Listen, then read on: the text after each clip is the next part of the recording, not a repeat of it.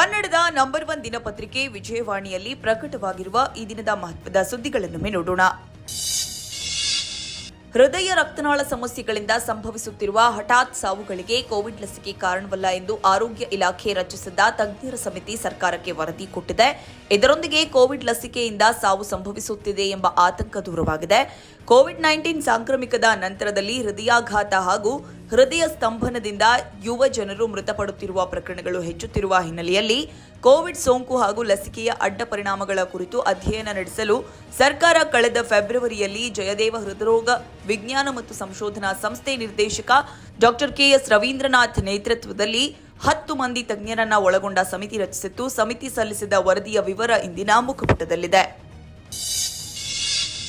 ಕೇಂದ್ರ ಸರ್ಕಾರ ಪುರಸ್ಕೃತ ಯೋಜನೆ ಕಿರು ಆಹಾರ ಸಂಸ್ಕರಣಾ ಉದ್ದಿಮೆ ಶುರು ಮಾಡಲು ಅರ್ಜಿ ಸಲ್ಲಿಸಿದವರಲ್ಲಿ 5,000 ಮಂದಿಗೆ ಸಬ್ಸಿಡಿ ಒದಗಿಸುವ ಗುರಿಯನ್ನ ರಾಜ್ಯ ಸರ್ಕಾರ ಹೊಂದಿದೆ. ವಿಧಾನಸೌಧದಲ್ಲಿ ಶನಿವಾರ ಸುದ್ದಿಗೋಷ್ಠಿ ನಡೆಸಿದ ಕೃಷಿ ಸಚಿವ ಎನ್ ಚೆಲುವರಾಯಸ್ವಾಮಿ ಈ ಕುರಿತು ಮಾಹಿತಿ ನೀಡಿದ್ದಾರೆ. ಪ್ರಧಾನಮಂತ್ರಿಗಳ ಕಿರು ಆಹಾರ ಸಂಸ್ಕರಣಾ ಉದ್ದಿಮೆಗಳ ನಿಯಮಬದ್ಧಗೊಳಿಸುವಿಕೆ ಯೋಜನೆಯಡಿ ರಾಜ್ಯ ಕೃಷಿ ಉತ್ಪನ್ನಗಳ ಸಂಸ್ಕರಣೆ ಮತ್ತು ತುರ್ತು ನಿಗಮದಿಂದ ಕಿರು ಆಹಾರ ಸಂಸ್ಕರಣಾ ಉದ್ದಿಮೆಗಳ ಅಭಿವೃದ್ಧಿಗೆ ಸುವರ್ಣಾವಕಾಶವಾಗಿದೆ. ಯೋಜನೆಯಡಿ 15 ಲಕ್ಷ ರೂಪಾಯಿ ಸಹಾಯಧನ ನೀಡಲಾಗುತ್ತದೆ ಎಂದರು. ಈ ಸುದ್ದಿ ಕೂಡ ಮುಖಪುಟದಲ್ಲಿದೆ. ಗ್ರಾಮೀಣ ಮೂಲಸೌಕರ್ಯ ಹೆಚ್ಚಿಸುವ ಹಾಗೂ ಗ್ರಾಮ ಪಂಚಾಯಿತಿಗಳನ್ನು ಸ್ವಾವಲಂಬಿಗಳನ್ನಾಗಿ ಮಾಡುವ ನಿಟ್ಟಿನಲ್ಲಿ ಸರ್ಕಾರ ಮಹತ್ವದ ನಿರ್ಧಾರ ತಾಳಿದೆ. ಈ ಸುದ್ದಿಗೆ ಇಂದಿನ ವಿಜಯವಾಣಿ ಓದಿ.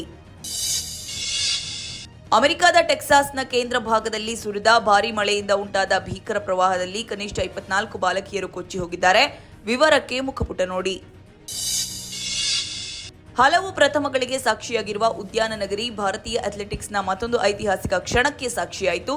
ಶನಿವಾರ ಭಾರತದಲ್ಲಿ ಮೊಟ್ಟ ಮೊದಲು ಅಂತಾರಾಷ್ಟ್ರೀಯ ಜಾವೆಲಿನ್ ಥ್ರೋ ಸ್ಪರ್ಧೆಯ ನೀರಜ್ ಚೋಪ್ರಾ ಕ್ಲಾಸಿಕ್ ಕೂಟದಲ್ಲಿ ಅವಳಿ ಒಲಿಂಪಿಕ್ ಪದಕ ವಿಜೇತ ನೀರಜ್ ಚೋಪ್ರಾ ಚಾಂಪಿಯನ್ ಕಿರೀಟ ಮುಡಿಗೇರಿಸಿಕೊಂಡರು. ವಿವರ ಇಂದಿನ ಕ್ರೀಡಾಪಟದಲ್ಲಿದೆ. ದೇಶದ ವೈದ್ಯಕೀಯ ಶಿಕ್ಷಣ ಕ್ಷೇತ್ರದ ಇತಿಹಾಸದಲ್ಲೇ ಅತ್ಯಂತ ದೊಡ್ಡ ಹಗರಣದ ತನಿಖೆ ನಡೆಸುತ್ತಿರುವ ಸಿಬಿಐ ಶಿಕ್ಷಣ ತಜ್ಞರು, ಹಿರಿಯ ಅಧಿಕಾರಿಗಳು, ಮಧ್ಯವರ್ತಿಗಳು ಭಾಗಿಯಾಗಿರುವುದನ್ನು ಬಯಲಿಗೆಳೆದಿದೆ. ಈ ವರದಿ ಕೂಡ ಕ್ರೀಡಾಪಟದಲ್ಲಿದೆ. ಸರ್ಕಾರಿ ಶಾಲೆಗಳಲ್ಲಿ ಶಿಕ್ಷಣ ಗುಣಮಟ್ಟ ಕುಸಿಯುತ್ತಿದೆ ಎನ್ನುವ ಆರೋಪ ಹಾಗೂ ಫಲಿತಾಂಶ ಕುಸಿತದ ಹಿನ್ನೆಲೆಯಲ್ಲಿ ಹೊಸ ಪ್ರಯೋಗಕ್ಕೆ ಮುಂದಾಗಿರುವ ಶಾಲಾ ಶಿಕ್ಷಣ ಇಲಾಖೆ ಪ್ರತಿ ಕ್ಲಸ್ಟರ್ಗೆ ಒಂದರಂತೆ ಮ್ಯಾಗ್ನೆಟ್ ಶಾಲೆ ತರಲು ಸಿದ್ಧತೆ ನಡೆಸಿದೆ.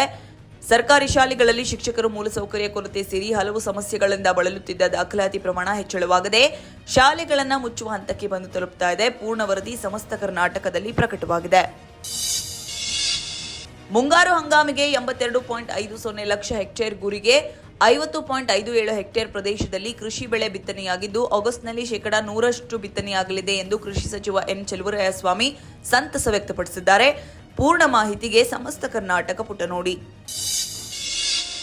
ನಟಿ ರಶ್ಮಿಕಾ ಮಂದಣ್ಣ ನಾನು ಹೈದರಾಬಾದ್ನವಳು ಎಂದು ಹೇಳಿಕೊಂಡು ವಿವಾದಕ್ಕೀಡಾಗಿದ್ರು. ಇದೀಗ ಸಂದರ್ಶನವೊಂದರಲ್ಲಿ ರಶ್ಮಿಕಾ ಕೂರ್ಗ್ ಸಮುದಾಯದಿಂದ ಈವರೆಗೆ ಯಾರೂ ಚಿತ್ರರಂಗ ಪ್ರವೇಶಿಸಿಲ್ಲ, ನಾನೇ ಮೊದಲು ಚಿತ್ರರಂಗಕ್ಕೆ ಬಂದಿದ್ದು ಎಂದು ಹೇಳಿಕೊಂಡಿದ್ದಾರೆ.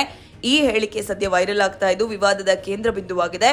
ವಿವಾದದ ಬಗ್ಗೆ ತಿಳಿಯಲು ಉಲ್ಲಾಸಪುಟ ನೋಡಿ. ಇವಿಷ್ಟೇ ಅಲ್ಲ, ಮುಂಜಾನೆ ಮಾತು, ಅಂತರಂಗ, ಭವಿಷ್ಯ, ಮನೋವಿಕಾಸದ ಕಾಲಂಗಳು, ಕ್ರೀಡೆ, ಸಿನಿಮಾ, ದೇಶ ವಿದೇಶಗಳ ಭರಪೂರ ಸುದ್ದಿಗಳ ವಿಶೇಷಗಳಿಗಾಗಿ ವಿಜಯವಾಣಿ ಓದಿ.